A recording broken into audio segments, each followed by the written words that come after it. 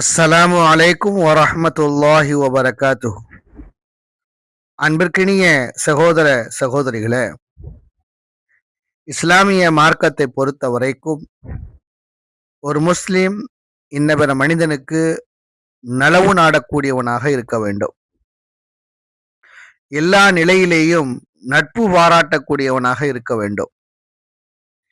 அவன் உங்களிடத்தில் ஏதாவது ஆலோசனை கேட்டால் அதை நல்ல முறையில், சரியான முறையில் வழங்கக்கூடியதாக இருக்க வேண்டும்.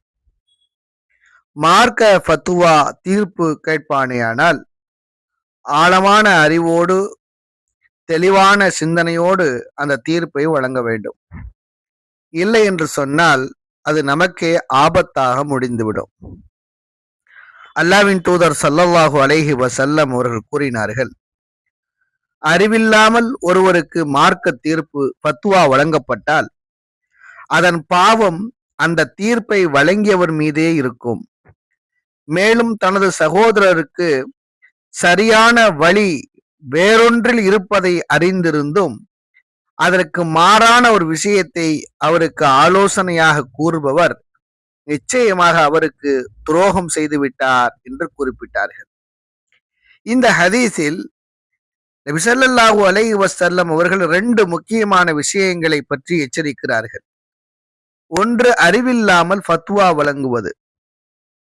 அறிவில்லாமல் மார்க்க தீர்ப்பு வழங்குவது என்பது இது மிகப்பெரிய ஆபத்தானது. ஏனென்றால் மார்க்க தீர்ப்பு வழங்குவது மிகப்பெரிய பொறுப்பு. அவ்வாறு இருக்கும் பட்சத்தில் அறிவில்லாமல் தீர்ப்பு வழங்குவது என்பது இது மிகப்பெரிய ஆபத்தை ஏற்படுத்தும். அல்லாஹ் என்ன குறிப்பிடுகிறான்? ஃபஸ்அலு அஹ்ல ஸிக்ரி இன் குன்தும் லா தஅலமூன். நீங்கள் அறியாதவர்களாக இருந்தால் அறிவுடையவர்களிடம் கேளுங்கள் என்று குறிப்பிடுகிறார். இதிலிருந்து மார்க்க விஷயத்தில் அறிவு இல்லாதவர் அறிவுடையவரிடம் கேட்க வேண்டும் என்பதை அறியலாம். தெரியாத விஷயத்தை தெரியாது என்று சொல்லுவதில் எந்த விதமான தவறும் கிடையாது. ஆகவேதான் அறிவில்லாமல் ஃபத்வா வழங்கியவர் மீதே பாவம் ஏற்பட்டு விடுகிறது. அல்லாஹ்வின் தூதர் சொன்னார்கள், கான இஸ்முஹு அலா மன் அஃப்தா. அதன் பாவம் ஃபத்வா வழங்கியவர் மீதே இருக்கும் என்று குறிப்பிடுகிறார்கள். இதனால் இந்த விஷயத்தில் மிகுந்த எச்சரிக்கையோடு நாம் கவனமாக இருக்க வேண்டும்.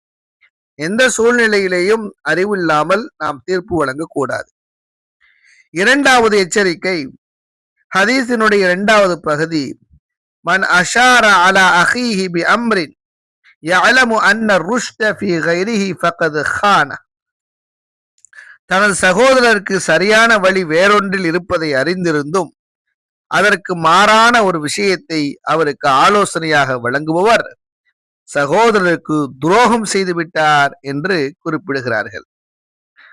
ஆக இந்த விஷயத்தில் மிகுந்த கவனத்தோடு நாம் இருக்க வேண்டும்.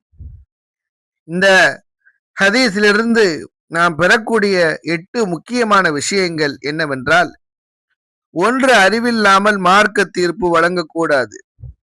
இரண்டாவது, தெரியாத விஷயத்தில் எனக்கு தெரியாது என்று கூறுவதற்கு நாம் அச்சப்பட தேவையில்லை. மூன்றாவது, ஆலோசனை கேட்கப்பட்டால் உண்மையான நன்மையை நாட வேண்டும். நான்காவது, பொறாமையால் தவறான ஆலோசனை வழங்குவது சகோதரனுக்கு செய்யக்கூடிய துரோகம். ஐந்தாவது, சுயநலத்திற்காக மற்றவரை தவறான பாதைக்கு அழைத்து செல்லக்கூடாது. ஆறாவது, மற்றவருக்காக நம்முடைய நன்மையைப் போலவே நன்மையை விரும்ப வேண்டும். ஏழாவது, முஸ்லிம்களின் நம்பிக்கையை பாதுகாப்பது அவசியம். எட்டாவது, நல்ல ஆலோசனை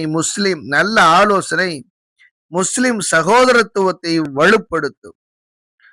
ஒரு வரியில் சொல்வதாக இருந்தால், ஒருவர் உங்களிடம் ஆலோசனை கேட்கும் போது அவருக்கு என்ன நன்மை என்பதை மட்டுமே சிந்தியுங்கள். அவருடைய முன்னேற்றத்தால் உங்களுக்கு என்ன இழப்பு என்பதை சிந்திக்காதீர்கள்.